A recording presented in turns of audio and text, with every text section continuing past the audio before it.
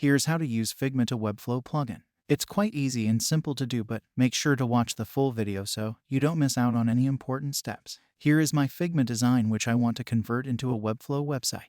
So first, create a new site in Webflow and choose a blank site template. Now give it a name. Loading into Webflow Designer. Now we are in a blank Webflow website. Let's back to our Figma design. Click on the Resources button. Select Plugins and search and run the Figma to Webflow plugin. A new window will appear. Just click Next and connect this plugin to your Webflow website. In the new tab, you will automatically log into your Webflow account. Choose the blank site we've just created. Click on Authorize App button. Now you can close this window and go back to Figma design. Click on the Let's Start button. Now, here you can see plugin is saying us to choose a frame with an auto-adjustable layout enabled. But in our design frame, auto layout is not enabled. If we enable it directly, our design will be disrupted.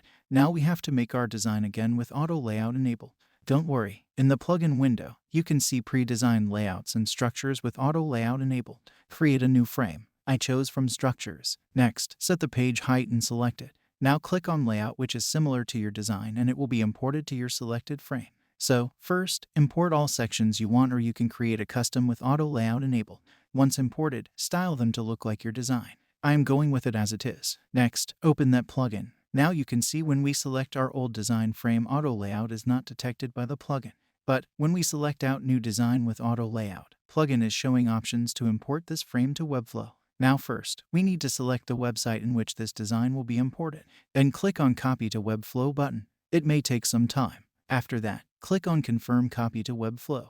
Now the design is copied into our clipboard. Go back to the Webflow designer, select the body section, and then press Command+V for iMac and press Control+V for Windows users. And this is it. Your Figma design is now imported into Webflow. This is how you can copy Figma designs to Webflow using Figma to Webflow plugin.